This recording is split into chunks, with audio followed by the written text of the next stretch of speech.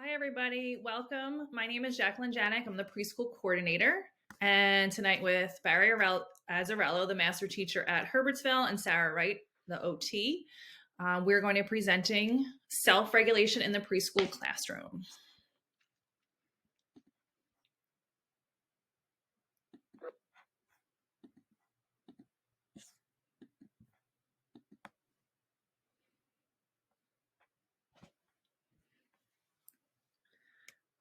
Can everybody see my screen? Barry, if you can just unmute, just tell me yes or no, because I can't see anybody.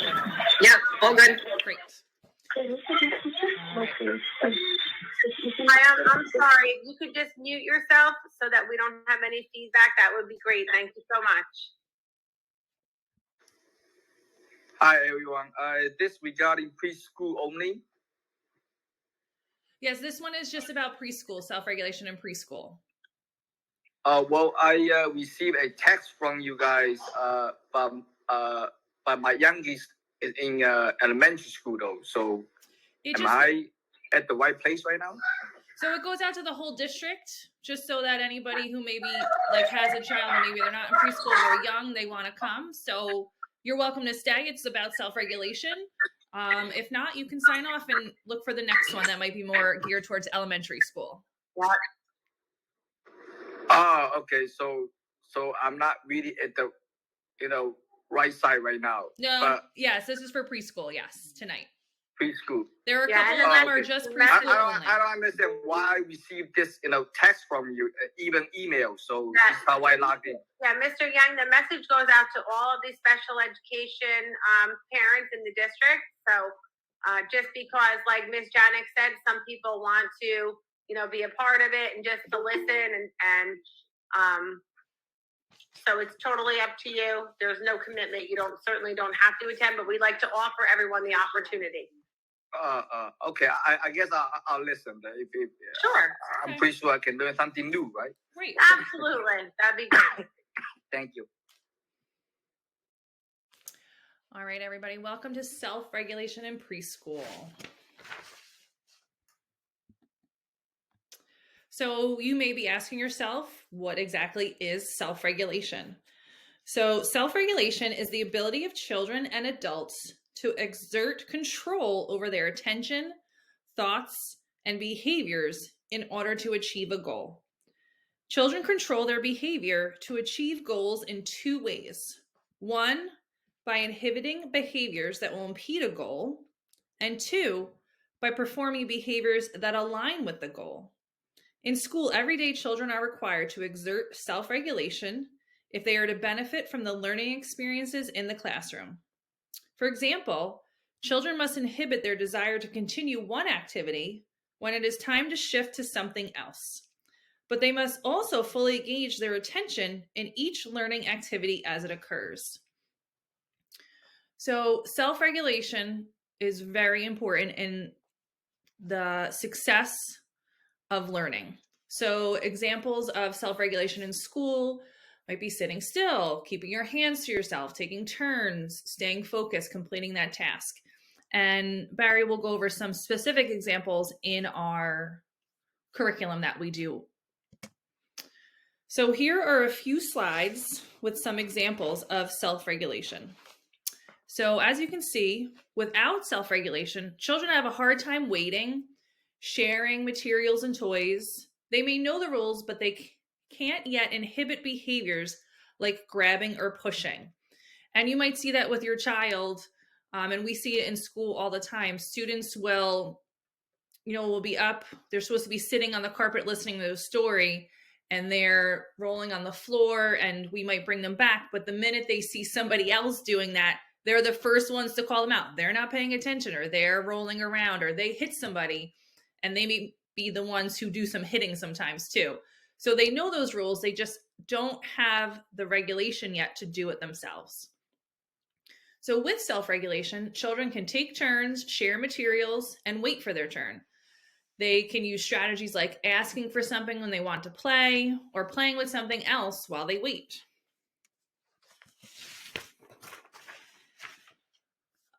Another example of without self-regulation is children have difficult time with transitions like cleanup or bedtime I'm sure we've all been there at bedtime.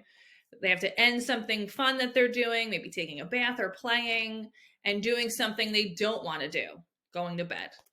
They may melt down and find it difficult to stop and transition. And there are a couple of stages of self-regulation too. For example, if they're cleaning up their toys, you can say to your child, all right, it's time to clean up, and they immediately just start to clean up. Or your child might, complain about it or get upset, have a little meltdown. But then after some prompting or like, let's do it together, or hey, or can you help me? They join right in. Or they might just flat out refuse and they just lay there and they might have a tantrum. And I'm sure many of us have been through all of these stages with different tasks, bedtime, brushing their teeth, all different things. So with self-regulation, children can manage a transition like bedtime or cleanup time, even when they're disappointed that a fun time is coming to an end. Young children may still need support, but self-regulation is what is needed to be successful at this. Our last example is without self-regulation, children may not be able to stay seated and listen to a story. They might have difficulty sitting through dinner or a game that we're playing. But with self-regulation, children can control their attention enough to listen to a story, play a game, and sit through a meal. Their attention may wander, but they can bring it back to the task at hand. Learning self-regulation is the job of childhood. That's what they're learning, self-regulation, every day with every task. And they won't master it for a while. The tools approach supports them in getting there. Ms. Barry will now discuss some activities that we do in school that work on children's self-regulation. Hi, everybody. So self-regulation in our preschool classrooms, you've probably heard a lot of it already. We're only a couple months into school, but you have probably heard our freeze dance. Greg and Steve freeze dance song includes dancing, which is fantastic, and freezing on cue. And every time there's a freeze, there's a pose that goes along with the freeze. So kiddos are moving their bodies in different ways. And you see the development of the self-regulation through this freeze dance. Some kids won't pay attention to the freezes at all. There are other kids who dance in the pose the entire time. So they're freeze dancing in their freeze pose, and then they stop dancing and they're in the pose they need to be. And then you have the kids who can, they're break dancing, and as soon as the freeze comes, they know it's coming, they can anticipate it, they're right back where they need to be for that freeze. So we actually have a clip of our kiddos doing the freeze dance here. Now here's a game that's kind of neat. Just gets your body in the beat. But when you hear the music quit, don't want to see you move a bit. Now you can dance any way you please. But listen closely for the clues. So you can see the teacher is holding up that sign, they're holding up the pose, and the kids are moving their bodies, and as soon as that music stops, they know it's coming. That's the other part, it's very predictable.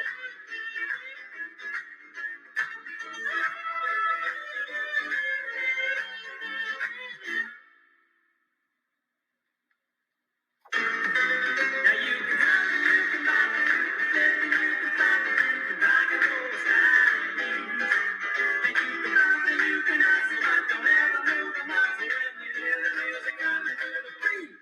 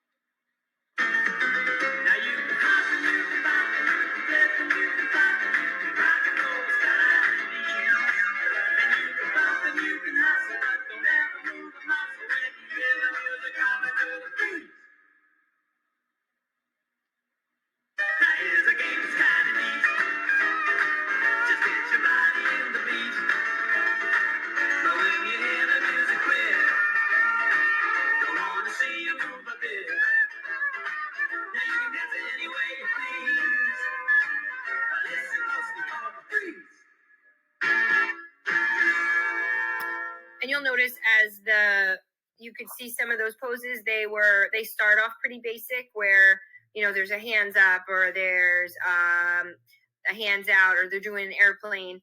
And then as the year progresses, the poses get a little trickier. So they might be crossing midline poses, which is great for some of our kiddos. It might be standing on one foot. You saw some of that, which another self-regulation piece. Can they control themselves to stand on one foot because everybody thinks it's hysterical to fall over? So that progresses throughout the year.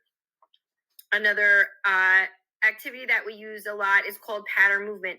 And it's just shape cards that will have a circle, square, circle, square, circle, square, and each shape responds to or corresponds to a motion. So circles may be hands up in the air and squares may be hands on the knees. So every time they see that picture, they have to not only do the moves, but they also have to remember what that circle stood for and what that triangle stood for, or what that square stood for. And they're also doing patterning all at the same time.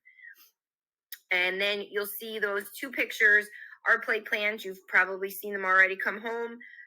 When we do make believe play, which is a huge part of our day, your children make a plan of what they want to do. And their plan includes a picture of themselves. It includes maybe a role that they want to play or an action that they want to do, or maybe a prop that they can use to do that. And then they actually tell us their plan. So you can see this picture on the bottom. She's made her picture. She's got a beautiful drawing. I forget what it says. I am going to make, I forget what that one was, Miss Jackie. Do you see what it is? I forget what Abby wrote. I forget. Yeah, so she is going to make something. So the big part is that's her plan. Once her plan is done and on paper, she goes to that area of the classroom and she carries out her plan. So we can go over and see that she has done the plan that she actually set forth to do. And next up, making collections. We have another video here. We use hand and check cards a lot in class for a lot of different activities. So if you're working with a partner and you're given the hand card, that means that you're the one that's actually doing things. And then if you have the check card, you're going to be the one checking the work of your partner. And then those cards get switched so that everybody gets to turn to either do the work or to check the work. So we'll see this video on making collections. 5, 6, 7, 8, 9, 10. Alrighty, go ahead. Count your chips. How many do you need? 1, 2. I'm on the doctor. 4, 5, 6. Alright, keep I'm going. on the doctor. 6, 7, 8.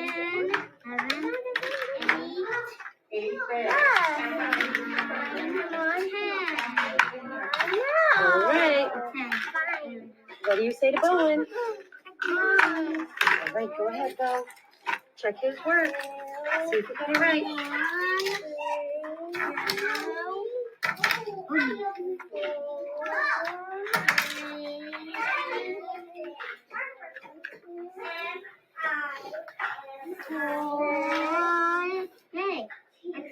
Keep going.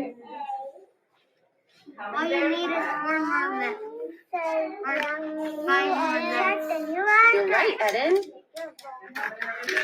Kristen, when I did this, I went like all the way to How many do you have now?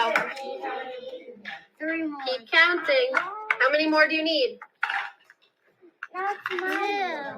Alright. Check. Did you get it right? Yeah. Alright, what do you say to Eden? Say, good job. Good job. You got it right. Awesome.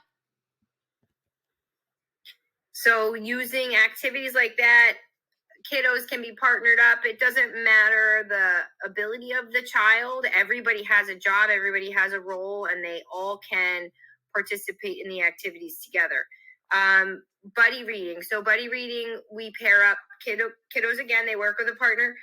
And when you're buddy reading, you have a lip card and an ear card. If you have the lip card, you're doing the reading.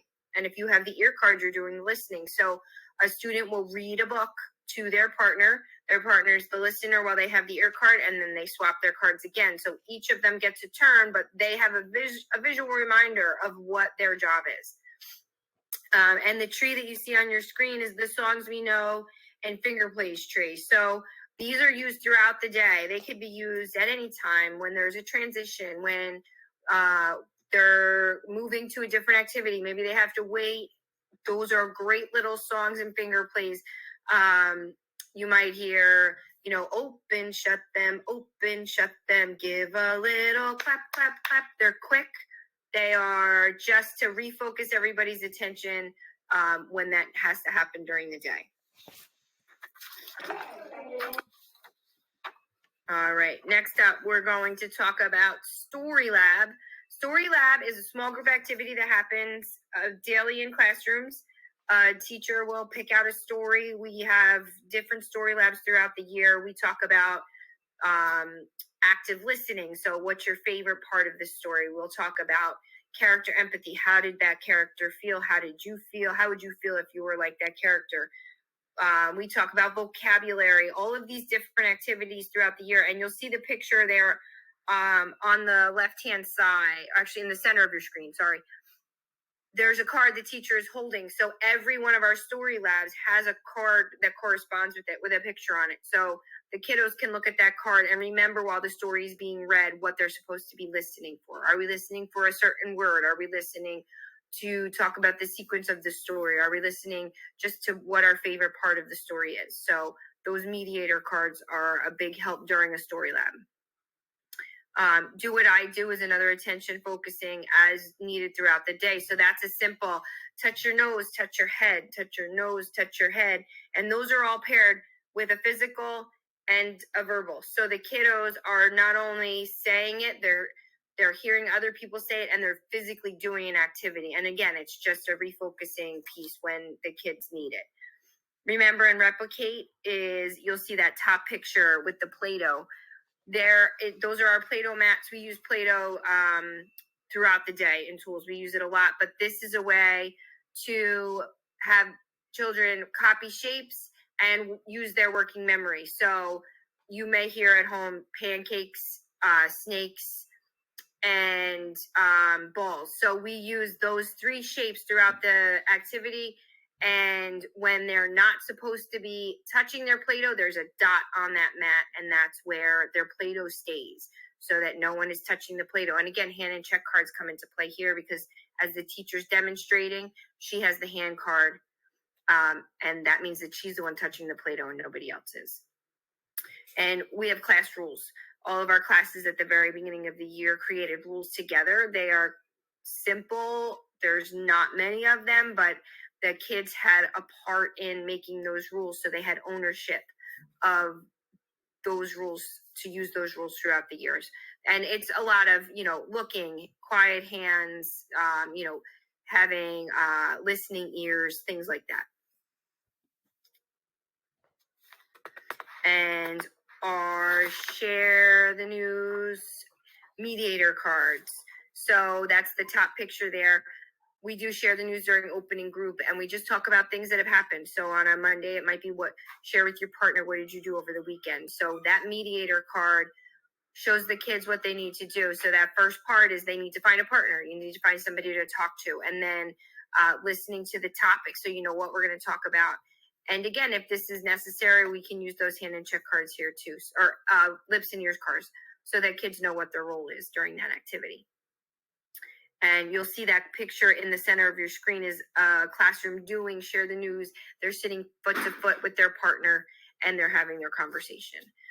And then we have a daily schedule. It allows our classes to know exactly what's going to happen every day. So those pictures are the same pictures we use every day, and they correspond to different activities throughout our day. And our schedules do change a little bit daily. So you might be doing graphics practice today, and tomorrow you're going to be doing a buddy reading for your large group. So there is a little variation. Some kids need to see the entire schedule and have it reviewed with them every day. Some kids just need to know what's different about the day. So those picture schedules are a benefit to our classes every day. And our last one, these are some just more fun games that we get to do in tools. Mousetrap and What Are You Doing, Mr. Wolf? So Mousetrap, the students are holding hands in a circle. You're going to see it in a video. And while the music is playing, they can run free and they can move as much as they want. But when the music stops, if they get caught in that circle, they're out. So again, another listening to the music, being able to start and stop with music. And what are you doing, Mr. Wolf, is another one that is a ton of fun. The kids have free reign to move until they hear one specific phrase that Mr. Wolf says. And when Mr. Wolf says it, they can get caught. So we can watch that video.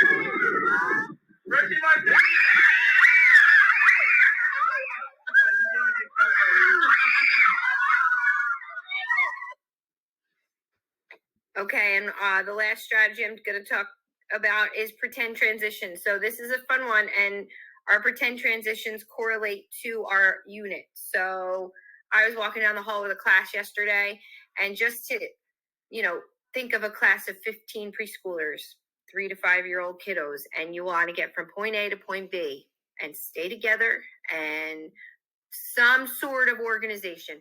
So yesterday we went grocery shopping. So we got our shopping carts, and as we were walking down the hall to go to the gym, I grabbed my chicken nuggets and I grabbed my bananas and I put them in. So everybody was grocery shopping. Beginning of the year, when we were talking family theme, we're rocking the baby, and we're as we rock the baby. So those pretend transitions we pair with an action and some kind of private speech. We use a lot of private speech and tools. So giving that auditory cue as well as the physical that goes along with it. So there was, some people were burping babies. Some people were stirring the soup when they were walking down the hallway. So again, it has their attention focus on something so that they can keep their self-regulation together, so they can keep themselves organized while they go from point A to point B.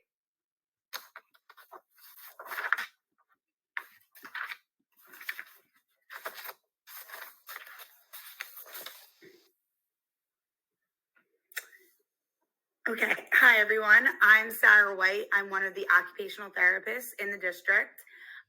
So Miss Jackie and Miss Barry did an awesome job at describing how the Tools of the Mind curriculum really works on a lot of self-regulation skills.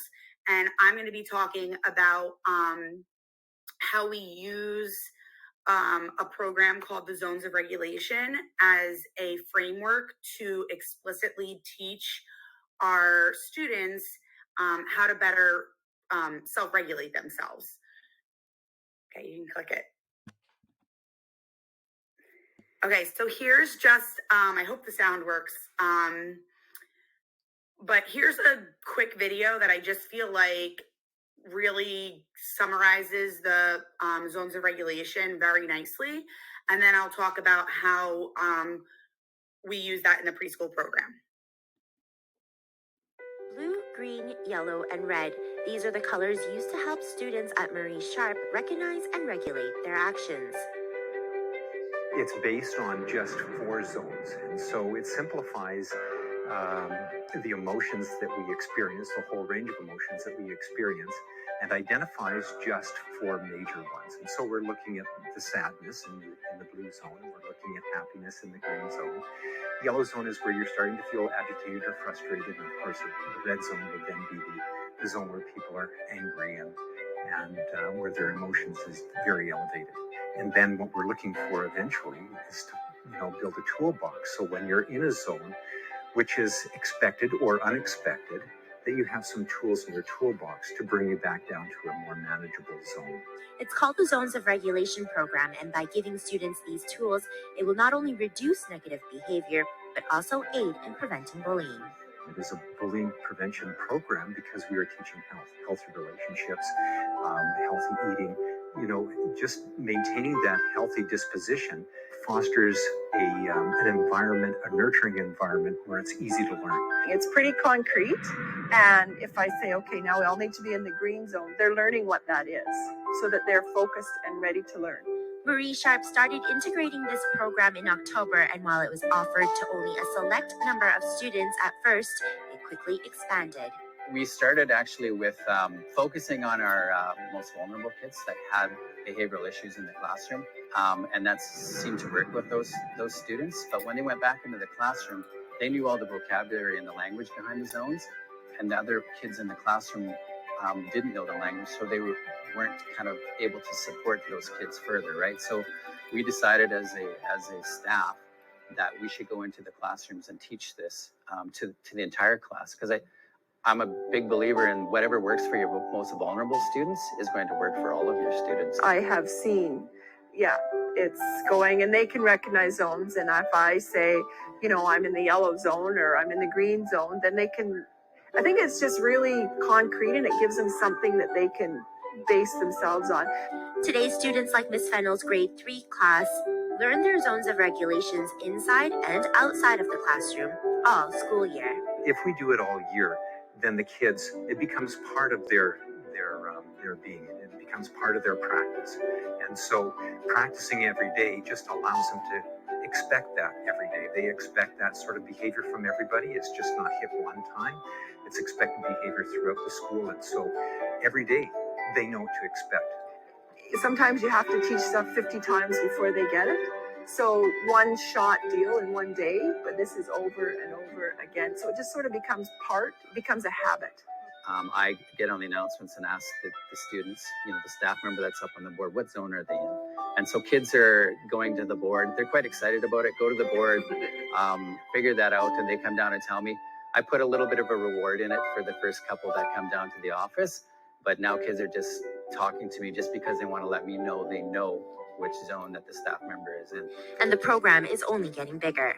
I had a PAC member shared a story where she was frustrated with her daughter because they weren't cleaning up after themselves, and her daughter went to her and said, "Mom, are you in the yellow zone?" And then she started asking her daughter more about the Zones of Regulation program. And so that conversation is happening at home too, and that's the ultimate goal, is to get the conversation out to, beyond the walls of the school, out to parents, and also out into the community. Teachers are hoping programs like the Zones of Regulations will not only help their students in learning, but also promote positive attitudes in the school system.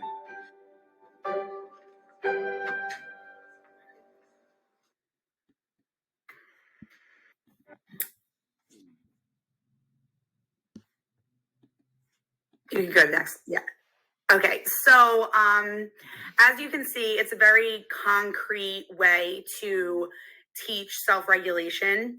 And a big part of all the things that Barry and Jackie had discussed were, attending, impulse control, being able to think of a plan and follow through with it. And be goal directed in their actions. So there's, they had mentioned a bunch of different activities that Tools of the Mind encompasses and uses as part of the curriculum that really works on those self-regulation skills. But when you think about all of the components that are needed in order to do that, to transition between tasks and attend and impulse control, there's really three main parts that is required and that students are constantly developing, and that's their sensory skills. So if their bodies are really fidgety and they need, a movement break, their bodies can't sit still for a long time, especially the younger preschoolers. So, they're doing different activities to kind of keep their bodies, appropriately regulated. So there's that sensory piece. We do this as adults also. If many of us might be listening right now, we might be chewing gum or, rubbing our hands or doing whatever to keep our attention. So we're constantly doing that. So there's the sensory piece. There's also what's called the executive functioning piece. So that's their ability to have those, be able to inhibit external distractors or being able to transition. And it's more of a higher level skill, and they're constantly working on that. And then the third component, we got the sensory, we got executive functioning. The last component is that social cognition, which they're constantly learning from their peers. So that's a big part of what Zones of Regulation does also, is give students the awareness and ability to identify how they're feeling, how others are feeling, and how that impacts their ability to self-regulate. So if they're feeling a certain way, that's going to impact how they're participating. Or if their friend is feeling a certain way, that's going to impact how they're participating, during buddy reading or their play, in their play centers. So you can see how all three of these things are really important to really foster the development of these skills and nurture the sensory system, that social cognition, and those executive functioning skills. So that's why I really love the Zones of Regulation, because it's a teaching tool. It's very supportive and nurturing. It is not a behavior approach. It is not a way to shame someone saying, oh, are you feeling mad today? Go put yourself on red. It's really supportive, and it promotes them to, again, identify how they're feeling, whether their body's feeling really active and they need to use a tool, which we'll get into, to help them get through a certain situation. Okay, you can go. So again, why are we using it in preschool? We're really using it because, obviously academics is important, but if we have students who early on are not learning these self-regulation skills, then, their ability to utilize their academic skills is really going to be inhibited and impacted. So we really want to, again, we want to teach explicitly self-regulation skills and tell them teach them how they can better manage themselves in what we call expected ways in a variety of situations. So we're starting them young. So when they gave the video of that teacher, I forget what his name was, Mr. something, but they were playing a game outside, and it was, high energy, and they were doing a goal-directed game, but that situation might look different and be expected to look different than maybe buddy reading when they're reading with their partner. So what level of arousal should their body be in these different situations? Okay.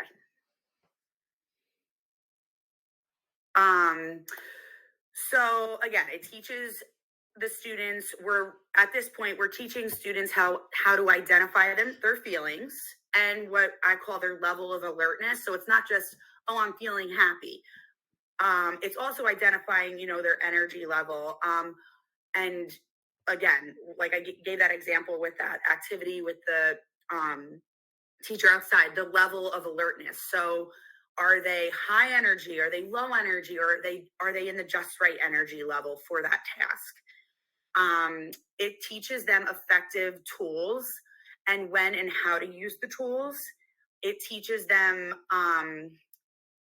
it starts to, at this level, this is a program that can be used for all ages, but in preschool, some students will start to learn identify their triggers, like, oh, wow, like I'm noticing that I'm always in the blue zone when I first come to school. But guess what? When I come and I'm playing with my friends during centers and we go out for gross motor time, all of a sudden I'm in the green zone. So they start to learn those things when they become more consistent. And it also teaches them positive ways to come up with their own solutions, so problem solving, and understand how their behaviors influence others and others' thoughts and feelings. So if I'm acting a certain way and I'm rolling on the ground during my buddy reading and I'm supposed to be listening to my friend or my partner read to me, they might start to hopefully realize that, oh, my partner isn't, participating with me or engaging with me. So that my behavior might be impacting that relationship.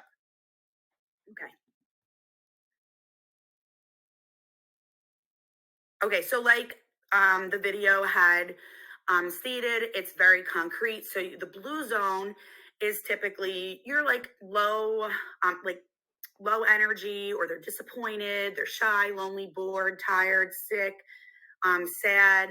Yellow zone, I'm sorry, yellow zone's hard to read. Frustrated, worried, silly, scared, excited, uncomfortable, a little anxious. The green zone is, what we hope all our kids are always in, but, we're human beings and we experience all emotions. So green zone is calm, happy, ready to learn, good, thankful, proud, organized, focused, just right. These are just examples. And red zone are really out of control, angry, terrified, yelling, mad, and maybe there's some unsafe behaviors being displayed. So the whole zones of regulation really teaches them that, like I said before, that we're all human.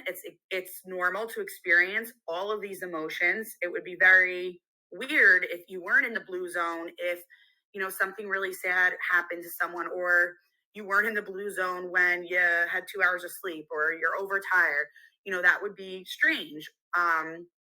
It would also be weird if you were never experiencing red zone emotions, if something really traumatic happened, or they, God forbid, witnessed something, an accident happen, or a friend get hurt. Those are appropriate emotions for those different situations. So it's, like I said, it's not there's no good zone to be in. It's really just teaching them to identify those emotions and be able to work through them and manage themselves a little better. And here's just another chart, so you can skip through that. We at the preschool level try to use more age-appropriate pictures. So the previous one is just what comes with the program, and they could be used for all ages. But a lot of the teachers have the "How do I feel?" So they're really encouraged throughout the day in their cubbies or wherever they're placed to, how do I feel? And they might take the Velcro off and put, angry, when they're feeling angry, or silly or scared, or whatever they're feeling in the moment. So they're encouraged to express how they feel and learn what those emotions feel like throughout their day. So how do we teach them?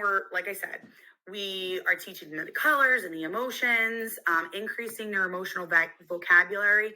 And a big thing is their body cues, meaning a lot of kids might not understand the word frustration, and they might just say, I'm mad, when something's not going their way. So we try to increase their emotional vocabulary by saying things like, excuse me, your shoulders are really high up and you're yelling very loud, or, it looks like you might be frustrated, or you're giving them some other emotions that they can better express themselves. Oh, you're right. That didn't, we can't pick that center today. That you must feel frustrated, or you might feel however they're feeling. So you're really working on increasing their emotional vocabulary and body cues by pointing out, like, How do they sound? What is their breathing like? You know, sometimes I'll say, oh my goodness, put your hand on your heart. Is it beating fast? You know, your body looks like it's going really, really fast right now. You look very excited. You know, we just came in from gross motor time or whatever. You might be are you feeling a little silly and excited? You might be in the yellow zone, or just giving them those body cues. And they also do this. There's not necessarily lessons like zones of regulation lessons. You know, it's really naturally occurring in the preschool program, because they will read books, or they have those how do I feel posters, or maybe they are having a lesson, but they might be reading a book and pointing out the character, like, oh, how do you think this character is feeling right now? She might be, you know, really sad or really happy, and going over why that might be, or what that face looks like in the picture of the book.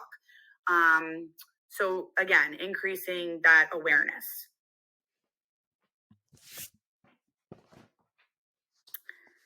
So here's just another example of how a teacher may use like a display. Kids might be able to put like popsicle sticks with their name on it to say like, yep, I'm in the blue zone, or however they may feel throughout the day. And they're really encouraged to not just say, oh, I'm happy this morning, or oh, I'm sad. It's really an ongoing check-in throughout the day to make sure, you know, they're aware of how their bodies are and what state of arousal they're in, or what emotion they're feeling throughout the day. And here's another one. I think all of the classrooms have this in their room, but you can see the top row is just like pictures of I feel, and then I am, you know, it might say I feel happy, I am calm, or whatever it says. And then there's toolbox with different examples of how you can again, better regulate yourself or manage yourself when you're experiencing all of these different zones. So if they're in the red zone, what's a tool to kind of better manage ourselves? Because it wouldn't be appropriate to be, you know, displaying unsafe behaviors in the classroom for an extended period of time. And how can we work through that? And then the bottom row, it looks like we don't do this with identifying their names, but they just have the the how do I feel, and then the toolbox. But I guess this example also shows how the students can indicate what zone they're in. So once the students are improving their understanding of a variety of emotions, we really start to have them recognize how they feel and check in throughout the day. Emphasize that there's no right time for each zone, or no zone is bad, like I said. They're teaching it in themselves, but also, sorry, 1 second. It increases their awareness of how external things impact what zone they're in. So it will hopefully indicate what, like, any triggers that they might have. Because it's hard for a lot of them to really identify, you know, oh, my body is moving, I'm rolling on the ground because I'm really tired, or I need a movement break, or whatever it might be. It's really hard for them to identify this young. Okay, you can go next one. Okay, so I went through all that again, body cues. So at home, which we also do in the classroom, like I said, but you might point it out in yourself, like, you know, look at mommy's face, or look at daddy's face. You know, does mommy look happy? Does mommy look sad? Or, you know, increasing their awareness through facial expressions, body awareness, again, heart rate and breathing, and their tone of voice and their volume and their muscle tension. So you can also do that at home by, you know, helping them have cues in you, mom and dad. So the tools. So once they are able to identify how they're feeling, what zone they're in, again, we really are promoting and encouraging students to use these different tools. So blue zone tools help our body feel better and regain focus if we're feeling slow moving or sad or bored. The green zone is kind of the things that we do to just maintain that calm and happy, focused feeling. So that's kind of those naturally occurring things that we're just doing throughout the day, like the freeze dance, or we're rocking the babies, or I'm sorry, pushing the grocery cart when we're walking through the hallways. So those naturally occurring activities that we do. Then yellow zone is when we're just like slightly a little bit out of control, or we're silly or really excited. So how can we regain that back? So if we're coming out back from the playground because we were at gross motor time, we're coming in from like a birthday party and we were just in the yellow zone for like 2 hours appropriately, that's expected behavior. But we need to, start to settle down, and you're transitioning back into our classroom, or we're transitioning to, lunch in a restaurant, or wherever your family routines might be, after a birthday party, nap time, or whatever. It helps us regain and calm ourselves. And then the red zone is really those tools that will keep us safe, because again, those are more out of control behaviors or emotions. So some of the things, remember those 3 things I said before was this, we have in order to be have good self-regulation, we have to have good sensory system, we have to have good executive functioning skills, and we have to have good social cognition. So the tools that we're using are really supporting all 3 of those aspects. So we'll do things like different sensory supports, such as like, maybe we need to wear, a weighted blanket right before nap time or bedtime, or to give us that deep pressure. Or maybe we need a drink of water through a really resistive water bottle. So we're getting a lot of that oral input that can be very calming. Or maybe we're doing some heavy work where we're having a student, run an errand for the teacher, and they're, pushing a heavy, I always have a lot of my kids pull the wagons. We have wagons in preschool. So, oh, you have to be the wagon puller today, giving them that heavy work. Visual, maybe you're dimming the classroom lights, or maybe you're playing calming music, or alerting music. So maybe they're coming in really slow moving, and they need to wake their body up because we're starting the school day. So they're having an alerting type of music, but maybe before nap time, we're making the environment a lot more calmer to help them regulate themselves for that activity. There's some breathing techniques that we do too. You might hear students like, smell the flowers and blow out the candle, or, all different breathing techniques. I do different lazy breathings where they have to trace something and breathe in and out when they do it. So they're,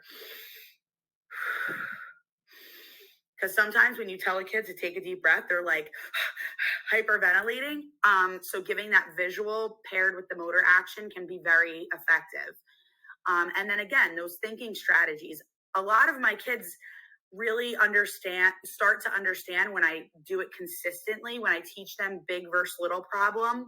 So I'll say, if they're, freaking out about something and they're really in the red zone over something, I'll say, oh, is that a really big problem? Do we need to get, Nurse Bonk, or do we have to get the principal, or is it a little problem, and teaching them that, big problems, we need to act on them, and there's not that many solutions. And little problems are those problems that can be fixed, or there's a lot of different solutions, or we can get help and it won't last that long. So working on that language, I use it with my own kids all the time. I even have a 3-year-old, and he's really starting to understand that too. The big versus little problems, where my daughter just started to learn that a little bit later.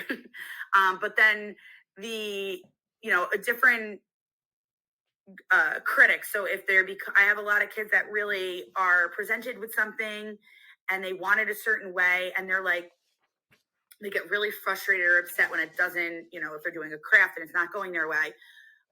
using inner critics. So saying, oh, you did really well. Look, you did really well with, cutting this out, or I love the way you did this, and just increasing that inner critic in themselves and inner coach. Yeah, so you can do this again. You know how to do this, or giving them that inner coaching strategy. Okay. So these are just some of the tools, and you can see how they're all different with the sensory and cognitive and emotional cognition. And then I love using these sensory supports for transitions, especially when we're going from one area of the building to another. I'll say, how can we get to, we're going to be transitioning out of gross motor time. Who wants to leave the playground and go back into the classroom on a gorgeous day? So kind of what Miss Barry said, using different movement techniques to get them to transition from outside to inside. So using different animal walks, so frog hops, or maybe we're doing a bear crawl, or changing it up and getting them that sensory input to transition.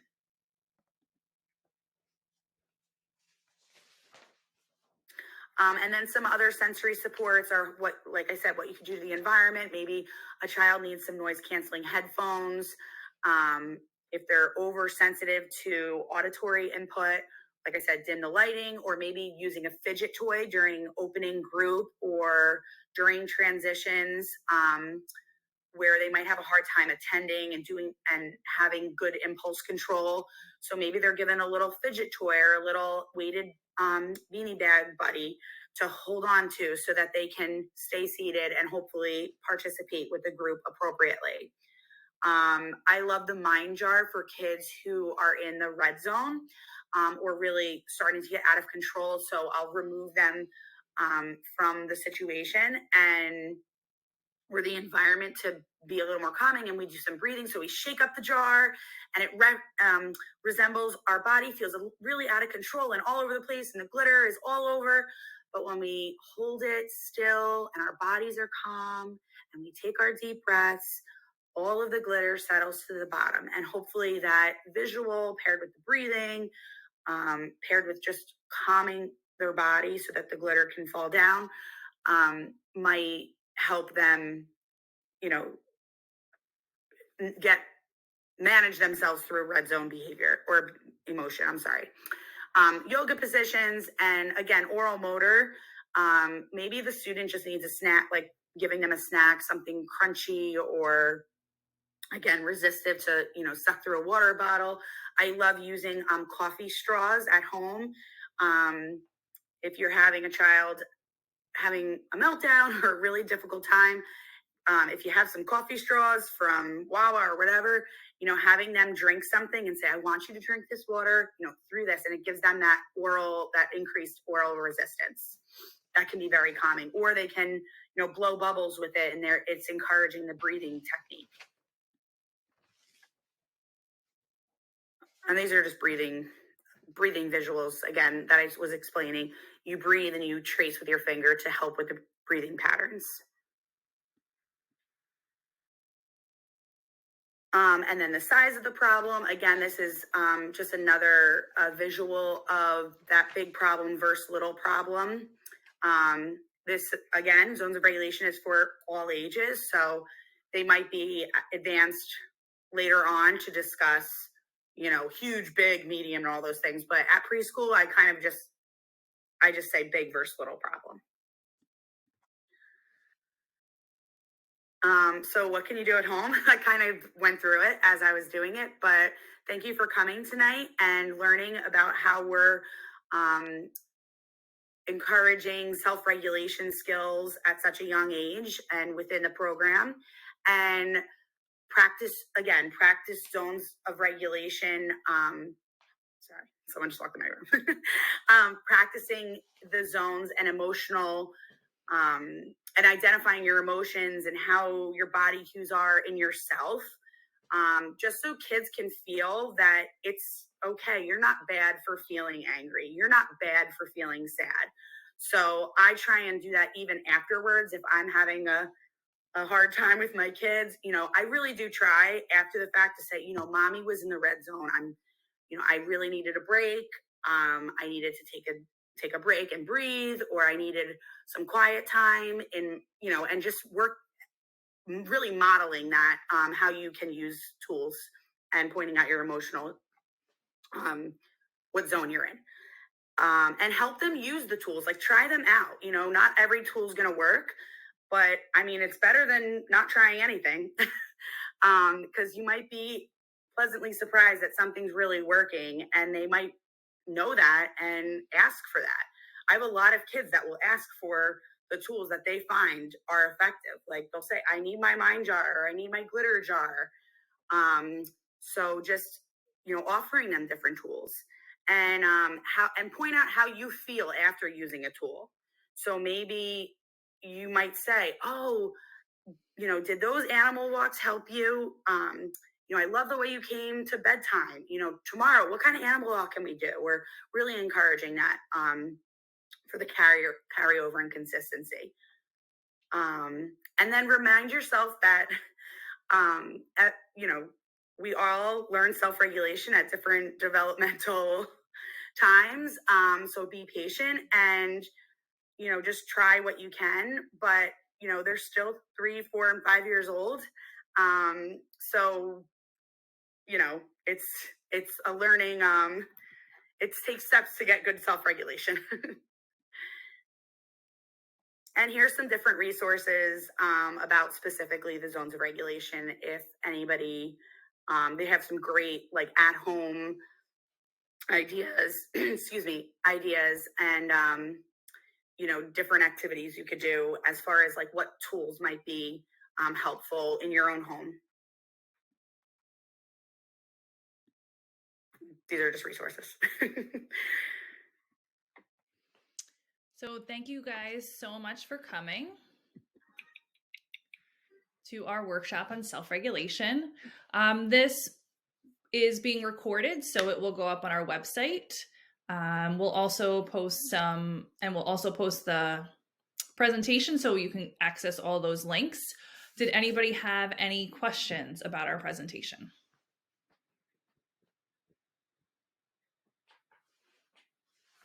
No questions? All right, thank you guys so much for coming and spending your night with us. And we hope you have some tools in your pocket now to help your students. Bye.